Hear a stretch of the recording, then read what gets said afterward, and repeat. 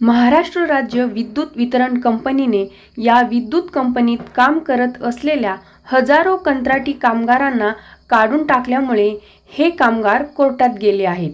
या कामगारांबरोबर होत असलेला अन्याय, कामावरून काढून टाकण्याचे कारण व त्याचबरोबर शासनाने जी.आर. काढून देखील कामगारांना का कामावर घेत नाहीत आणि अधिकारी व कॉन्ट्रॅक्टर यांचे साठेलोटे, त्याचबरोबर राष्ट्रीय श्रमिक आघाडी कसा लढा देत आहे व यापुढे देईल, हे राष्ट्रीय श्रमिक आघाडीचे अध्यक्ष श्री यशवंत भोसले यांनी यावर आपली प्रतिक्रिया दिली. महाराष्ट्र राज्य विद्युत वितरण कंपनीने हजारो कामगार काढलेत आणि ते कोर्टात गेले, तर त्याचं कारण काय, ते कोर्टात जाण्याचं आणि कामावरून काढण्याचं? सगळ्यात महत्त्वाचं, महाराष्ट्र राज्य विद्युत वितरण कंपनीच्या अगोदर MSCB बोर्ड होतं. थेट शासनाचा त्याच्यावर कंट्रोल होता.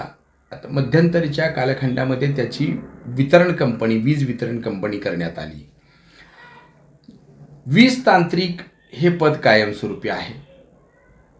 त्याला सहयोगी वीज तांत्रिक हा सुद्धा पद कायमस्वरूपी कामातला आहे. असं असताना संपूर्ण राज्यभर MSCB महसूल गोळा करतंय बिलाच्या नावाखाली, शेतकऱ्यांपासून इंडस्ट्रीपर्यंत, आणि कायम जागा आहेत. कायमस्वरूपी वीज वितरण कंपनीचं कामकाज चालू आहे राज्यभर.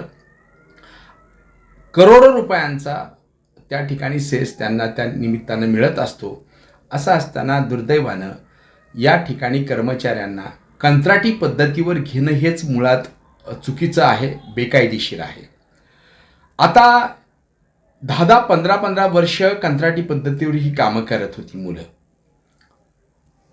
परमनंट कामगार तेच काम करतोय, त्याला 42,000 आणि 52,000 पगार आहे. वीज तांत्रिक असेल तर 42,000 ते 52,000 पगार आहे. सहयोगी असेल तर 32,000 37,000 पगार आहे. आणि तेच काम कंत्राटीमधला कामगार काम करतो आणि ते पण वीज कंपनीसाठी करतोय, त्याला मात्र 12 आणि 13,000 रुपये पगारात राबवलं जात आहे. हेच प्रचंड मोठं शोषण चालू आहे. आता त्यामध्ये आपण जसं विचारलं की या कर्मचाऱ्यांना कामावरून काढलं, तर त्याचं कारण असं आहे, 8 वर्षानंतर जवळजवळ सगळ्या महाराष्ट्रभर हे हजारो कामगार कंत्राटी पद्धतीवर काम करतायत. 10-10 वर्ष झाली. या मुलांना त्या नोकऱ्या आहेत MSCBच्या, कॉन्ट्रॅक्टच्या का असेना, कंपनीच्या, विद्युत वितरण कंपनीच्या, म्हणून त्यांची लग्न झाली, 2-2 मुलं झाली. आणि आता अचानक या कंपनीला मध्यंतरी कळालं की बाबा ITI झालेली नाहीत, त्यामुळे ह्यांना कामावरून काढावं, आणि हजारो कामगारांना कामावरून काढून टाकण्यात आलं. Sir, G.R.. निघालेला आहे शासनाकडून की या आधी कामावर या जे लोक काढलेले आहेत त्यांना घेण्यात यावी, तर खालचे जे अधिकारी आहेत तर त्यांना कामावर घेत नाहीत, तर त्यांचं कारण काय कामावर न घेण्याचं? हो, महत्त्वाचा हा प्रश्न आहे.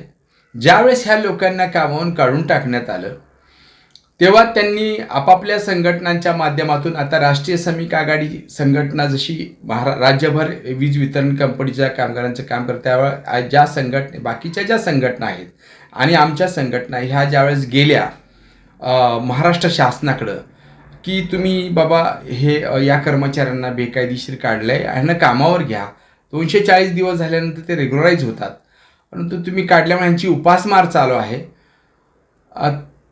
तर त्यावेळेस सरकारनं ऐकलं नाही. मग काही लोक कोर्टामध्ये गेले, औद्योगिक न्यायालयामध्ये, कोण उच्च न्यायालयामध्ये गेलं. आता आम्ही सर्व संघटनांनी फोर्स केला त्या ठिकाणी की या कामगारांना कामावर घ्यावं. आणि सगळ्यात वाईट असं झालं की अचानक सगळे कामगार काढल्यामुळं MSCBचं काम देखील खोळंबलं, कंपनीचं, या वीज वितरण कंपनीचं काम देखील खोळंबलं. अनेक ठिकाणी प्रॉब्लेम्स आले, उद्योगांवर प्रॉब्लेम आले, शेतकऱ्यांच्या शेतीवरती प्रॉब्लेम आले. त्यामुळं सरकारनं पुन्हा एक जी.आर. काढला की या लोकांनी 3 वर्षात ITI करावा आणि तोपर्यंत कामावर यावं म्हणून. आणि त्यानुसार आता बाकीचे लोक कामावर त्या ठिकाणी घेतले गेलेत. परंतु जे कोर्टात गेले त्यांना आता सांगतायत की तुम्ही कोर्टाच्या केसेस मागं घ्या आणि मग कामावर या. पण कोर्टाच्या केसेस ह्या आहेत की आम्ही कायमस्वरूपी कामात काम करत आहोत, आम्हाला परमनंट करावं आणि परमनंट कामगारांसारखा आम्हाला पगार द्यावा, हा आमच्यावर अन्याय आहे. आणि या पद्धतीनं मागणी करणं हा गुन्हा नाही आहे, तो राईट्स आहे संविधानाने दिलेला. परंतु हा GR निघाल्यानंतर तुम्हाला माहितीसाठी सांगतो, खालील जे अधिकारी आहेत, आता आपल्याकडे मनमाड, येवला, नाशिक, जळगाव, पुणे, सातारा, सांगली काही ठिकाणी कंत्राटी कर्मचारी काम करतात ज्यांच्या केसेस गेल्या. परंतु मी पाहिलं नाशिक डिव्हिजनमध्ये आणि जळगाव डिव्हिजनमध्ये, त्या नाशिक डिव्हिजनला एक कुमटेकर म्हणून प्रमुख आहेत आणि एक राजे भोसले म्हणून आहे. त्यांनी ह्या कर्मचाऱ्यांना सांगितलं की तुम्ही ज्या केसेस मागं घेत नाही तोपर्यंत कामावर यायचं नाही. जळगाववाल्यांनी पण अधिकाऱ्यांनी तेच सांगितलं. मी मुंबईला धाव घेतली. त्यांचं कार्यालय मुंबईला आहे. मुंबईच्या कार्यालयामध्ये MSEBचं महाराष्ट्राचं मुख्य कार्यालय जे आहे ते बांद्र्याला आहे. तिथे भादीकर म्हणून अधिकारी आहेत, चीफ HR महाराष्ट्राचे प्रमुख आहेत. त्याचप्रमाणे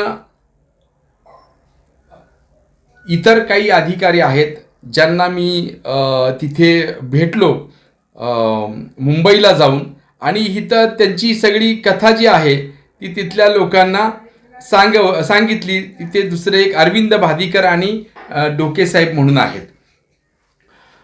तर ते डोकेसाहेब मला भेटले. त्यांनी खाली फोन केला.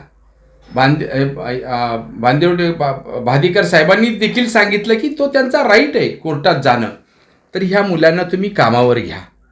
परंतु खाली जे नाशिक डिव्हिजनचे हे जे अधिकारी आहेत ह्यांचे तिथले सगळे शेतकऱ्यांपासून सगळे लोक सांगतायत, कामगार सांगतात की ह्यांचे तिथले अधिकारी राजे भोसले कोण आहेत, ते कोण कुमटेकर आहेत, ह्यांचे त्या ठेकेदाराबरोबरचे जे व्यवहार आहेत की नवीन भरती केली तर ते थोडं देवाणघेवाण केलं तर ते नवीन भरता येतात, जुन्यांना घेतल्यावर काय देणार नाहीत म्हणून जुन्यांना नका घेऊ. म्हणून त्यांनी निमित्त काय केलं तर कोर्टातल्या केसेस मागं घ्या, मग तुम्हाला आतमध्ये घेतो. असा कुठला वकील म्हणे आमच्या वकिलानं ओपिनियन दिलं आहे, ते मॅटर्स वेगळे आहेत. इथे गव्हर्नमेंटनं, लेबर कमिशनरनं स्वतः पत्र देऊन सांगितलं आहे की कन्सिलेशनमध्ये केस असताना तुम्हाला कामावून काढता येत नाही. हे आता इंडस्ट्रीयल कोर्टात गेले आहे. तुम्ही पहिलं ह्यांना कामावर घ्या, आहे त्या पोझिशनमध्ये जो निकाल लागेल तो उभयतांनी मान्य करावा असं शासनानं पत्र दिलं आहे. तरीसुद्धा तिथे ते ऐकायला तयार नाहीत. आज ही मुलं 12-12, 10-10 हजारावर काम करत होते. आज गेली 11-12 महिने नोकऱ्या गेलेत. त्यांचा परिवार उपाशी आहे.